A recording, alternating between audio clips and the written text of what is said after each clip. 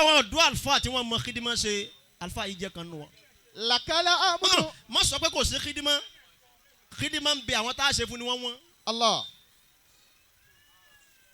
ọ̀pọ̀lọpọ̀ àfáà tó ní àwọn tí wọn ò fẹ́ jọ àwọn tí a bá àwọn tá ń gbọ́ àwọn tá ń ríṣẹ́ wọn. àlùfáà gbàgbọ́ bá ní mò ń ka tírà kanjọ kan àwa kà wọnú ilé ọ̀rọ̀ Sheikh Ibrahim.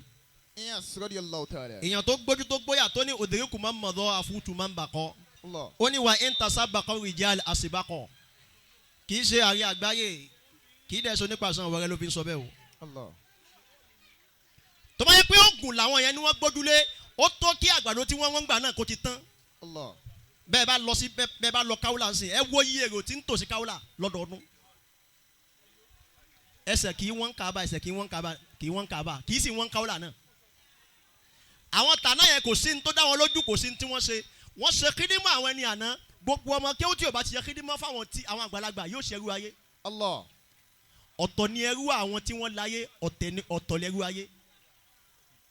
nínú àlùfáà tí ó jásí pé ní kídímọ̀ kún lápá kídímọ̀ jọ lójú ó sì mọ yẹn kídímọ̀ ńláfà yìí wà. Allah. bọ́lọ̀ ń bá ní kéènì ó já sẹ́kùn kò sí ní táàbọ̀ lọ́hùn sí. Allah. alájà ìyá àfàdà alhamdulillah. ìbá ní kí n ṣáájú ọpẹ́ yẹn o àmọ́ ní ṣáájú torí a lè rẹ́ni tó fẹ́ ṣe jù mí lọ. Allah. ṣé mo ti kí ọlọ́run náà. Allah. lẹ́yìn tí a kí ọlọ́run akáàdùn Muhammad. Sallallahu alayhi wa sallam.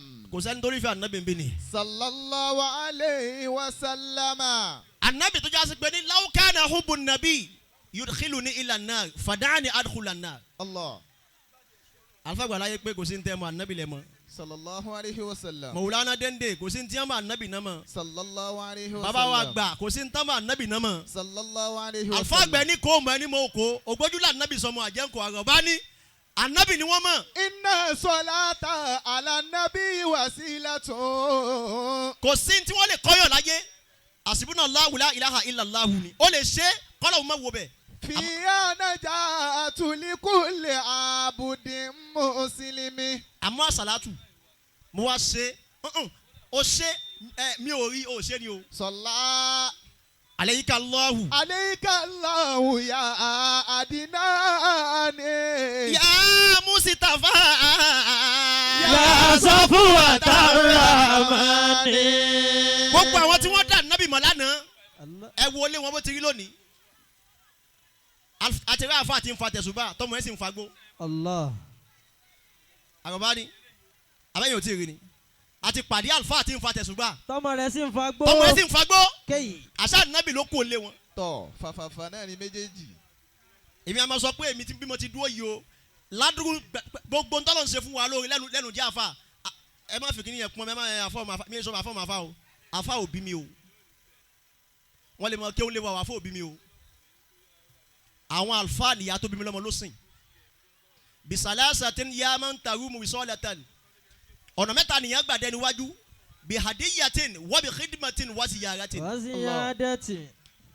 ẹ̀yin tá a tẹ̀lé lónìí kí ló dé pé ní hadiya nìkan lẹ òun nìkan lẹ pàtàkì ọmọ tó bá kọ ọmọ kan là fún yín tí ń kí yín ẹ kì í kà kún ọmọ nínú ọmọ. Bí adiyati. àfi tó bá mú kan wá pé àrùn là. Wa bi Lexus 30 ni. wa ziyarati. àwọn ìsinmi tẹ̀lé kóyà ni fáwọn ọmọ kéwú tí wọ́n ń kéwú tí wọ́n ń kọ́ tẹ̀híbù fún yín àwọn ọmọ tí wọ́n ń kó wà lẹ́ ń kó fún.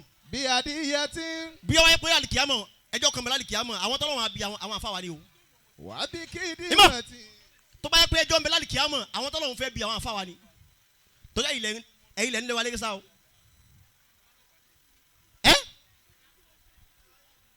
asìnyín agbà pé nǹkan bẹ lọ́dọ̀ yín àṣẹ yín kò nítumọ̀ àṣẹ yín kò láyé. Bí adiyati wa bi khidimati wa ziyarati. alfa mi Sheikh Daudu alfa ńlá.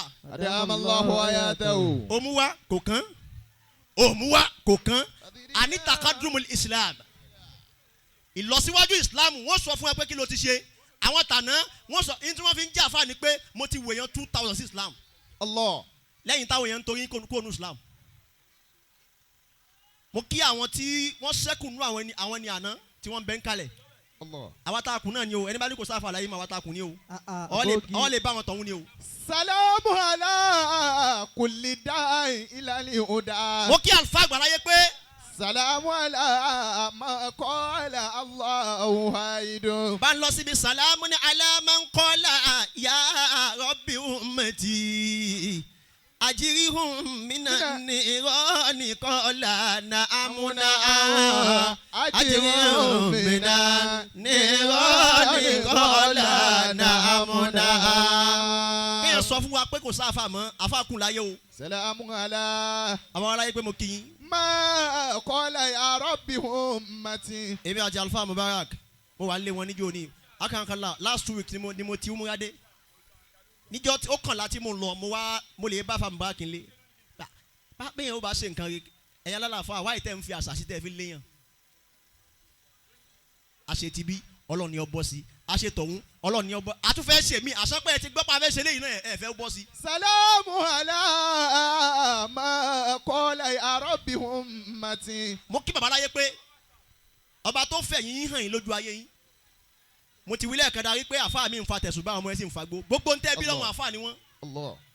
kí lẹ mọ̀ kí lẹ jẹ́ kí lẹ ní kí lẹ gbójúlé ànábì ni. قال يا رب أمتي. àgbàlá yẹ pé kùránì ò ní tán lé yín. àmín. ẹ má bínú àwọn tí wọ́n máa ń sàmì fáfá ò tí ì dé ni o. ajiri omina. mo kí bàbá wa gbà. Sheikh Dende àtọ̀lẹ̀dọ́lẹ̀ ilé àfà. adamallahu ayatahu. mo kí Sheikh Dende hafizakumullahu wa ra'akum. amiina. ja'ala Allahu sa'yakum mashkuran. amiin. wa zambakum maghfuran. amiin. wa amalakum makbulan. amiina. la hawla wa la quwwata illa billah. billahi aliyyil azim. mo kí Alfa àgbà alásọyé alágbọ̀yé Sheikh Al-Aboky mo kí yín o adẹ̀kú oore tuntun náà ọlọ́run níjọ́ bàjẹ́ láéláé. àmín. mo kí bàbá mi ọ̀gá mi aṣíwájú wa àwọn tíyàn máa súnmọ́ tí gbogbo nǹkan fi máa ṣe bó ti yẹ kó ṣe nu ọba tó ṣe yín láàlfà látòdì ọ̀run wá àdánwò kan tó kan àfà kan ní ìyànálé àwọn àfà yìí ọlọ́run má jẹ́ ó kàn yín sà. àmín.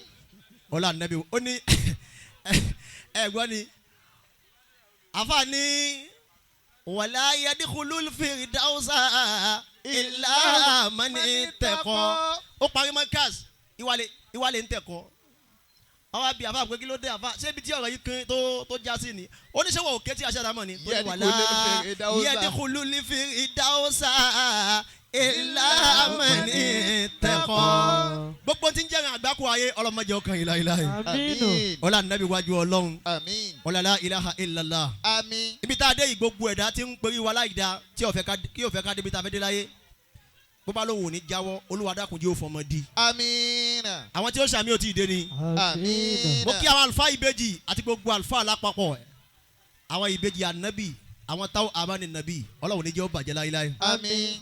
mo kí àwọn ọ̀gá mi mo kí àwọn ọmọ ìyá mi ẹ má dá padà sa ẹ má dá padà mo mọ yìí mo kí Sheikh wa Al-Mansuri mo kí Sheikh wa Al-Mansuri nínú ọ̀dọ́ àlùfáà tí ń ṣe bó ti yẹ kó ṣe. bàbá yẹ pé wọ́n testify pé ọmọ dáadáa lẹ́nu Mansuri. Masha Allah. gbogbo tọ̀hún dáálí méjèèjì pé síbẹ̀ dáadáa. Allah. Al-Mansuri ojú mi ti ń kálẹ̀ bọ̀ díẹ̀díẹ̀ ó jẹ́ kí n dá àwọn tọ́lọ́hún mọ́ sọ man akramaka li shay'in ahanaka inda fakdihi. Allah. mi ò nítorí kíní kan pọ́n ẹ lé o mi nítorí ẹni tí ń pọ́n yàn lé máa pọ́n ẹ lé torí pé wọn náà ń pọ́n lọ́hún lé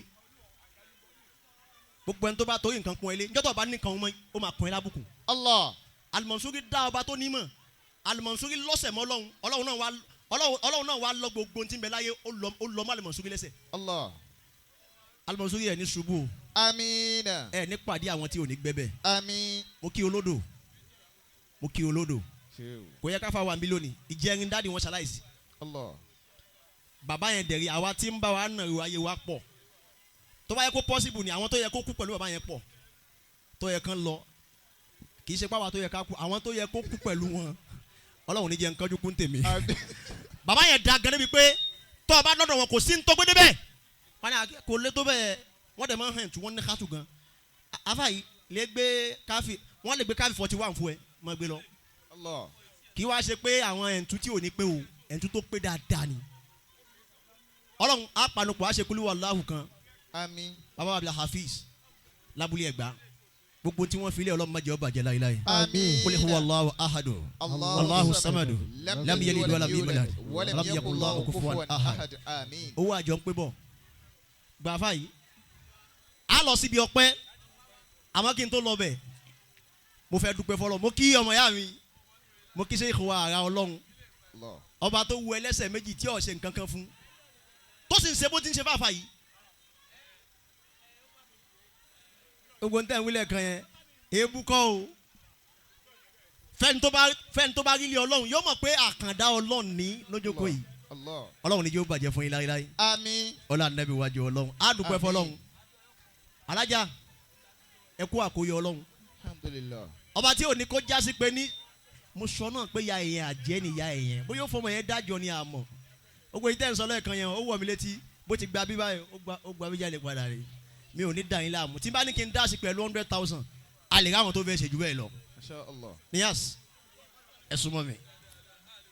sóyẹ ká dúpẹ́ àbí òye sóyẹ ká sọpẹ́ àbí òye. Olúwa jọ̀wọ́ dá mi lóhùn kíákíá àwọn èèyàn ti ń jẹun dákun má ṣe mí lẹ́rù ẹlẹ́jọ́ Ọlọ́run jọ̀wọ́ dá mi lóhùn kíákíá dákun má ṣe mí lẹ́ni ayé ó má yí mo sí. àfọwọ́ Habeeb Ọlọ́run jọ̀wọ́ dá mi lóhùn kíákíá Allahu Akbar adúpẹ́ dákun má ṣe mí adúpẹ́ ìdáyé wọn mọ̀ mí. Ọlọ́run jọ̀wọ́ dá wa lóhùn kíákíá dákun má ṣe mí lẹ́ni ayé ó má yí mo sí. ẹ wálé yányán wákàyẹ ó ní reason. Allahu Akbar. Allah. mo rántí pé ọ̀rọ̀ tájọ́ sọ mi àtàfà ní Ramadan tó lọ tí àwa ní Madina a sọ̀rọ̀ kan àtàfà Habeeb àfà tó dúró yìí yá àfà ẹ mọ yìí ń tẹ́ ní wàláhi làzim amadu àkàntì máa ṣe fún yín ni pé ẹ ní fi kú mọ yín àfà. Amina. àlùfà àlọ́fà akúkáyé tó mọ̀ pé nǹkan bọ́ máa wọn lọ́wọ́. Allah. ẹ mọ yín wọn àmọ́ mímọ yín yẹn ò tí ì tó bí mo ti fẹ́ ó tó. ìyá àlùfà Ọlọ́run ní gbà fà yìí lọ́wọ́ yín o. Àmín. ẹ sàmì dáadáa ni. Àmín ya Allah. a fẹ́ dúpẹ́ fọlọ́hún ìwà ni sọ fẹ́ nìkan pé tí mo fẹ́ gbà ní amadu omi yìí tí n bá gba 1 million kò tí ì pọ̀ jù. Masha Allah. gbogbo àlùfà náà ni ó ti débẹ̀ pẹ̀lú nǹkan tó nítumọ̀. Insha Allah. àfà yìí bọ́ kó mẹ́ sábà wáyé ẹ dákun àwọn àfà tí wọ́n wà lọ́ọ̀kan yẹn àwọn mẹ́tẹ̀ẹ̀ta dákun ẹ súnmọ́ mi